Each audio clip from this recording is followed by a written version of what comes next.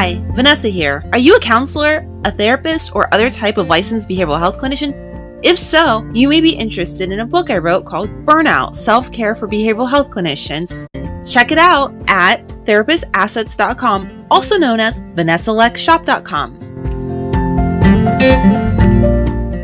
The topic for today is going to be toxic work environments. I'm doing this podcast today on this topic because I feel like it's an issue that I can't ignore anymore. Toxic work environments seem to be everywhere. It seems to be increasing. And when I look at the history of work, it's never been an easy thing for many people. You know, when you look at the history of America, there's been a lot of agricultural work, which was and still is for many grueling work, challenging work. You look at the Industrial Revolution of our country, the early 1900s, grueling work, challenging work, and there were labor laws introduced subsequently because of horrible things that were happening to people, to children, severe injuries, and so on and so forth. And so you would think with all the laws that we have and with people's civil rights that work would be better than ever, that workplaces would be better than ever. But what I've discovered is that's not the case. Instead, there seems to be countless employers that are determined to skirt the laws designed to protect people from discrimination, harassment, retaliation, and being bullied or even mobbed at work, which mobbing, by the way, is a form of bullying on steroids, where typically a leader may enlist others, coworkers, to help target someone, bully them, disenfranchise them inside of the workplace, and make it to where they're forced out. This is also known as constructive discharge, where the workplace becomes so intolerable that someone decides to leave as a result. And it's really common. And so there's just so many situations where I look around, all around me in the world, it seems like this is very common. For example, there are countless cheerleaders now, so many cheerleaders, former NFL cheerleaders that are or have sued the organization. There's I believe, an equal employment opportunity complaint against one of the teams now, and they're complaining of basically a hostile work environment due to discrimination, discriminatory practices, and they're complaining about they've been complaining about abuses that took place, different types of harassment. One of them complained about being injured at work by a fan, being intentionally placed in unsafe situations. And I suspected all along that this was the case because there have been things that have been shown publicly where these women were not being treated in a way that was respectful nor dignified, in my opinion. And I remember when I was 18, looking at a local NFL team and thinking, when I found out more details about it, regarding the pay especially, that there was no way on earth I would even consider doing that. However, many of these women, it's their lifelong dream as a teenager, as a young person, to do this. So when they get to be 18, 19, 20, whatever, they decide to follow through and do it. And then it ends up becoming a nightmare for many of them, evidently, based upon what they're saying. So that's one example, but that's just anecdotal. There's so many others. I have been a behavioral health clinician for a little while now, and I speak to other behavioral health clinicians that talk about how their private practices, the works is actually filling up with clients because of employee assistance programs that are designed to help employees with whatever problems they're having. And many employees are coming to behavioral health clinicians, such as similar to myself, because they are having all kinds of issues at work. And a lot of times that has to do with toxic work environments. Employees, they go to their doctors to get leave of absences from work because of this, because of health problems. They go to behavioral health clinicians because of addictions or anger management issues or other health-related issues that they're having because of horrible supervisors, terrible leaders, bad coworkers, and overall unhealthy work environments. And it is really, I think, reached epidemic proportions. And I think it's only going to get worse because there seems to be no effective laws to prevent this kind of behavior in the workplace. And also, management oftentimes seems to be ill equipped to hire people that are appropriate and to really manage people accordingly in a work environment that's healthy for everyone involved. And believe it or not, behavioral health clinicians and behavioral health organizations are frequently in these situations of being,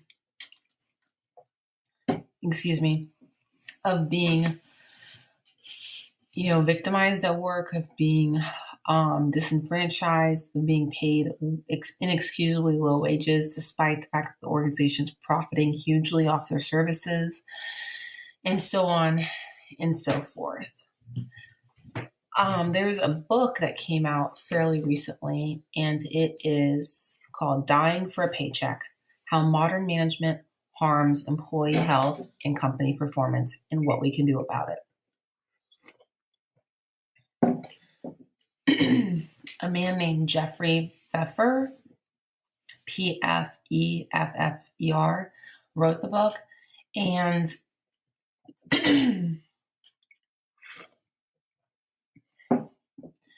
and he says in the description, in one survey, 61% of employees said that workplace stress had made them sick, and 7% said they had actually been hospitalized.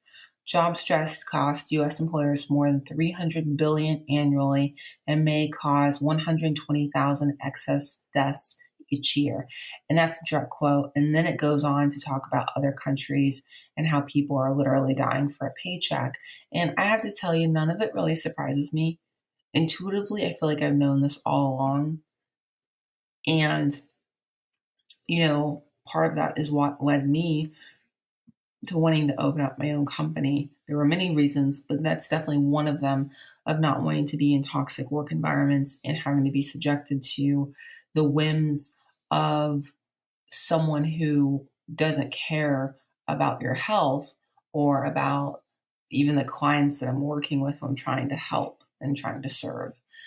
And so, that was my solution. But many people may not have that option or may not know how to get out of a toxic work environment. And it is really tricky to navigate.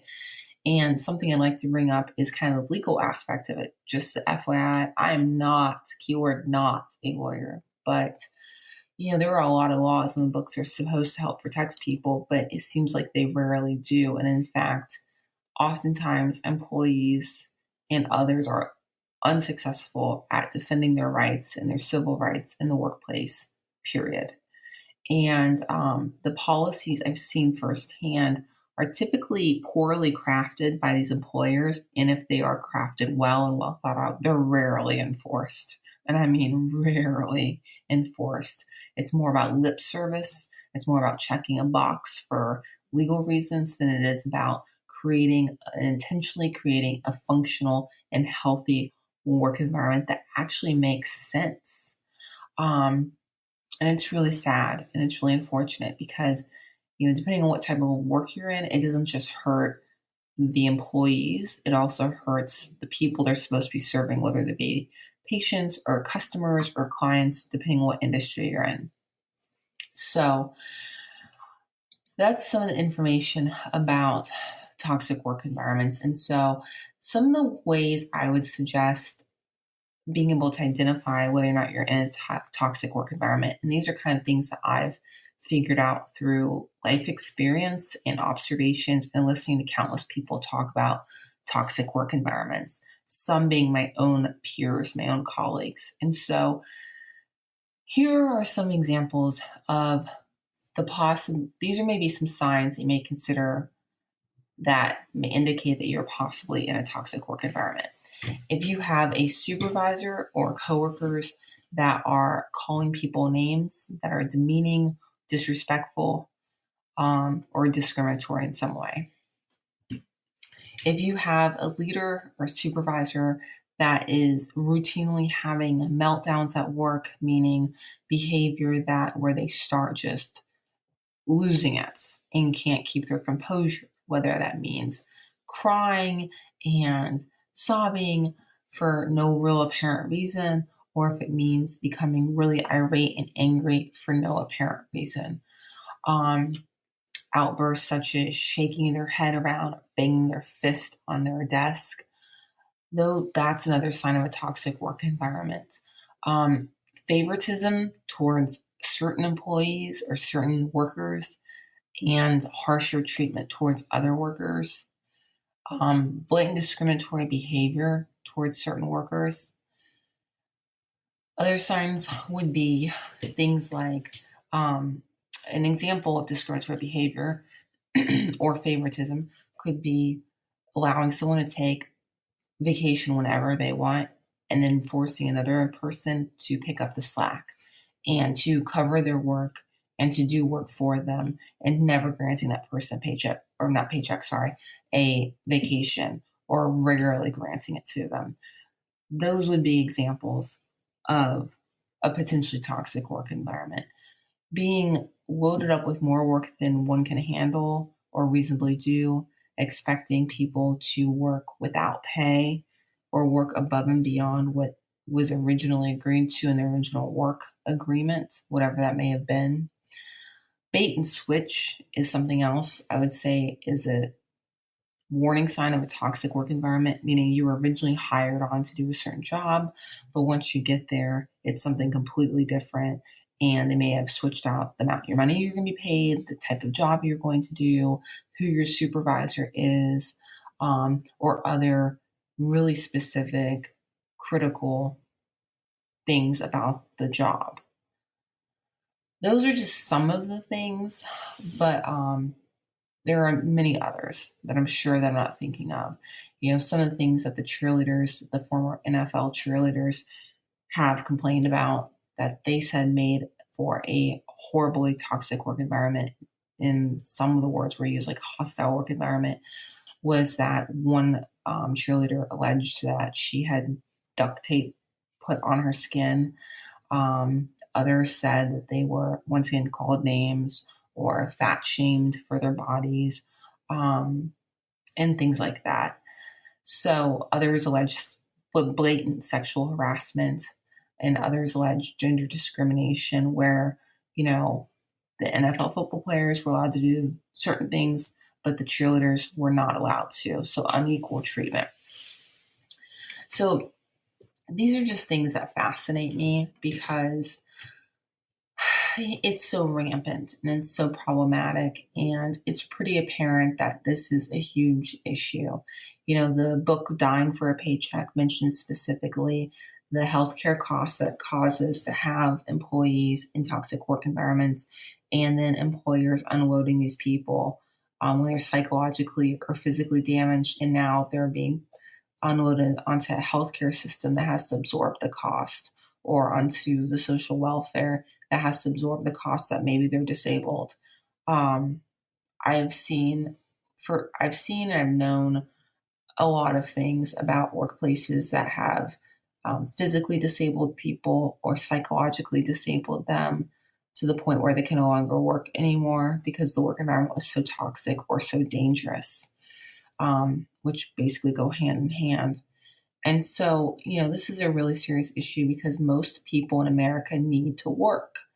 And whether you're a white collar worker, a blue collar worker, it doesn't matter. But people need to be able to earn a living and to be treated with dignity and respect. And far too often, that's not happening. And this needs to stop. You know, um, if and when I'm in a situation where I'm hiring employees or those to work for me in some way, which in some ways, I already have now that I think about it. Most people that have companies, own companies, do pretty quickly in some way, shape, or form, even if it's externally. My goal is to always treat people with dignity and respect because I want to treat people the way that I would want to be treated. And unfortunately, not everyone has that mentality. And some people, quite frankly, many people, that end up in these management positions seem to want to abuse their power and abuse other people. And it may be because they have behavioral health issues or some other issue, and they just think that this is acceptable behavior and they're going to do whatever they want and get away with it. And, a good way to know that the person knows they're doing something wrong is if they behave differently in front of their supervisor, but when their supervisor goes away, they suddenly go back, revert to their normal behavior, which is terrible. So, yeah, that's some information. And other information is that evidently a lot of managers never ever get any training on how to manage. I know of this firsthand where I've seen this happen, managers being placed into management positions, not because they are the most qualified, but because they have hung around the longest and no one else wanted the job because maybe the job entailed long hours and low pay. But they hung around long enough, got the job, and then may start power tripping once they get it. Or they're so unqualified and incompetent and poorly trained that they do a terrible job managing people and contribute to toxic work environments. So, I think it's something that needs to be discussed because I think the more that this is brought up and discussed publicly in public forums, openly, the more likely that something will change. I wish you the best. And if you're in a toxic work environment, I would definitely encourage you to, at a minimum, contact a behavioral health clinician in your area, see if there's an employee assistance program that can assist you with getting some counseling to help you cope with the stress and possibly plan for the way forward.